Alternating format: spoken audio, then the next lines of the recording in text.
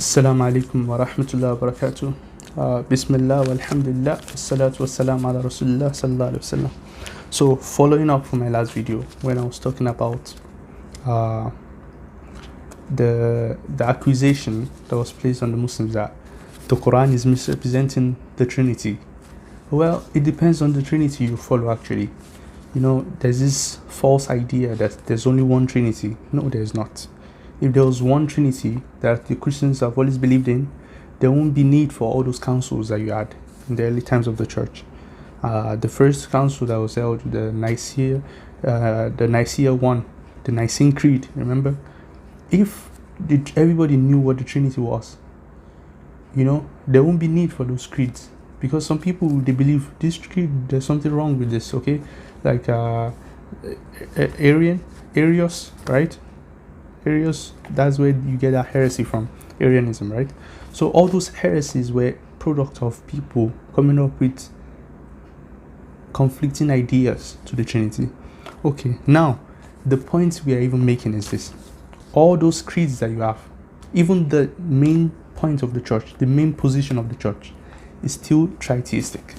That is the point. That is the claim we're making. You see, those other guys, they were trying to make another form, but it's still tritheistic.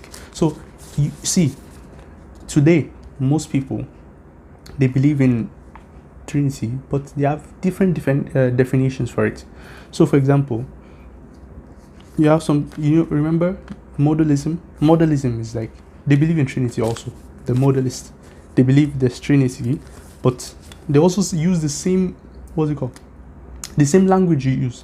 Remember when he was telling Jake, when Dr. James White was telling Jake that you're conflating the being and the person.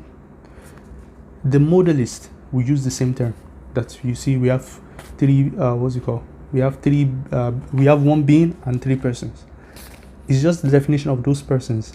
When you say three persons, the modalist will say we have three modes of the same thing. Three modes. This is what the modalist will say. And you say, no, this is heresy, right? Anathema. So the point is, it depends on what you actually follow. The Quran, Allah doesn't have time for all this different talks with Jimmy Jat and all this stuff. It gets to the point. When you create someone else other than Allah and you call them gods, you are worshipping them. That's it. Once you think Allah is not one anymore, that he has different persons, you are talking about something different. So Allah is telling you there can only be one. You see, the Jews and the Muslims, they believe there's only one.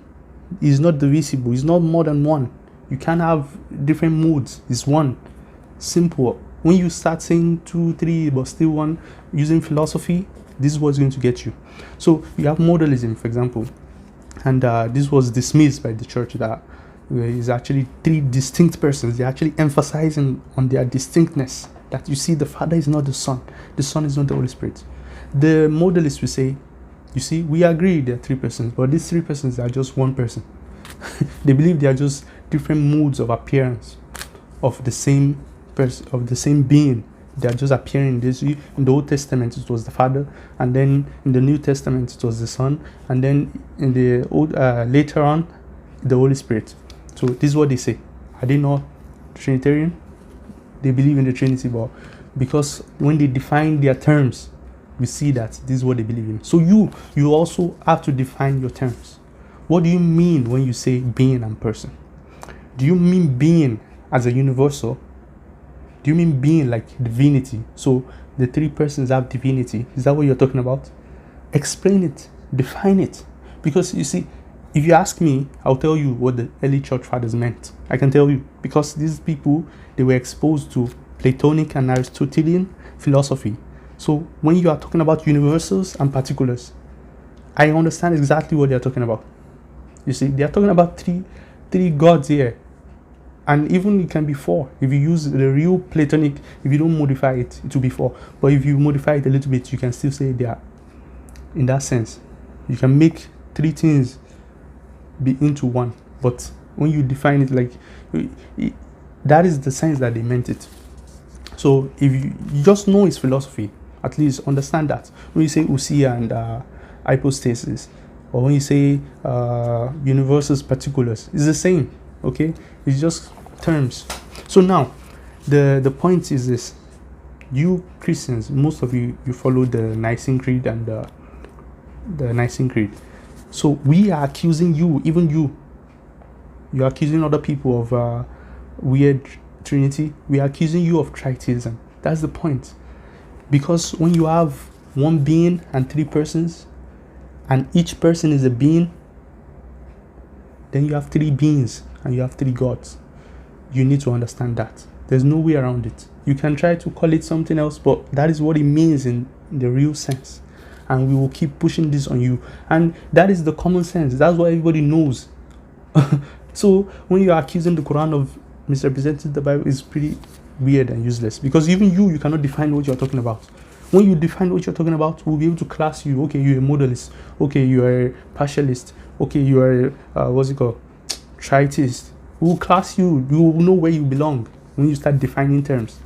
This is the problem. So most evangelicals and apologetics, they don't actually define the terms. They just say it, hey, there are three beings and one person.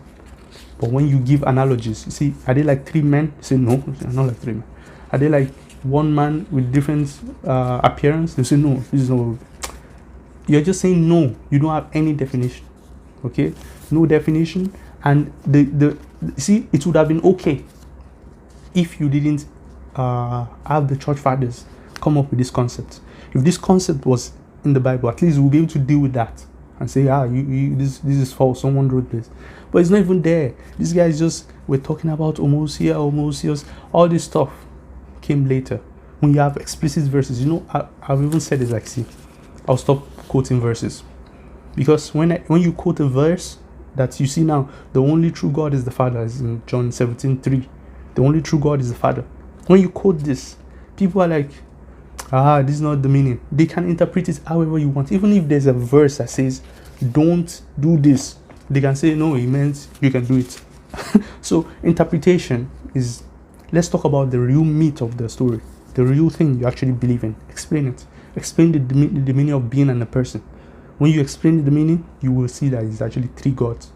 And this is why the church have been trying to make people understand this, but the people will never understand it because it doesn't make any sense.